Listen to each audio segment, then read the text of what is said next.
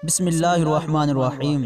السلام علیکم دوستو، ایک چینی بڑھیا کے گھر میں پانی کے لیے دو مٹکے تھے جنہیں وہ روزانہ ایک لکڑی پر باندھ کر اپنے کندھے پر رکھتی اور نہر سے پانی بھر کر گھر لاتی۔ ان دو مٹکوں میں سے ایک تو ٹھیک تھا مگر دوسرا کچھ ٹوٹا ہوا۔ ہر بار ایسا ہوتا کہ جب یہ بڑھیا نہر سے پانی لے کر گھر پہنچتی تو ٹوٹے ہوئے مٹکے کا آدھا پانی راستے میں ہی بہہ چکا ہوتا، جبکہ دوسرا مٹکا پورا بھرا ہوا گھر پہنچتا۔ ثابت مٹکا اپنی کارکردگی سے بالکل مطمئن تھا تو ٹوٹا ہوا بالکل ہی مایوس۔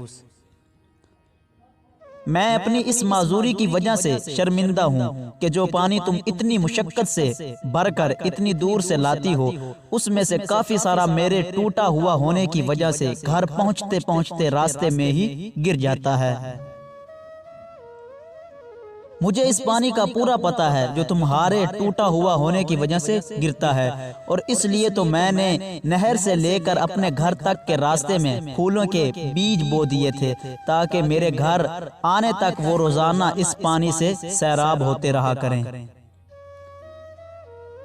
ان 2 سالوں میں نے کئی بار ان پھولوں سے خوبصورت گلدستے بنا کر اپنے گھر کو سجایا اور مہکایا۔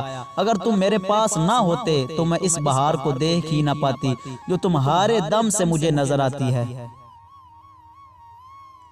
یاد رکھیے، ہم میں سے ہر شخص میں کوئی نہ کوئی خامی ہے، لیکن ہماری یہی خامیاں، معذوریاں اور ایسا ٹوٹا ہوا ہونا ایک دوسرے کے لیے عجیب اور پرتاثیر قسم کے تعلقات بناتا ہے۔ ہم پر واجب ہے کہ ہم ایک دوسرے کو ان کی خامیوں کے ساتھ ہی قبول کریں۔ ہمیں ایک دوسرے کی ان خوبیوں کو اجاگر کرنا ہے جو اپنی خامیوں اور معذوریوں کی خجالت کے بوجھ میں دب کر نہیں دکھا پاتے۔ معذور بھی معاشرے کا حصہ ہوتے ہیں اور اپنی معذوری کے ساتھ ہی اس معاشرے کے لیے مفید کردار ادا کر سکتے ہیں۔ جی ہاں، ہم سب میں کوئی نہ کوئی عیب ہے، پھر کیوں نہ ہم اپنے ان عیبوں کے ساتھ ایک دوسرے کی خامیوں اور خوبیوں کو ملا کر اپنی زندگیوں سے بھرپور لطف اٹھائیں۔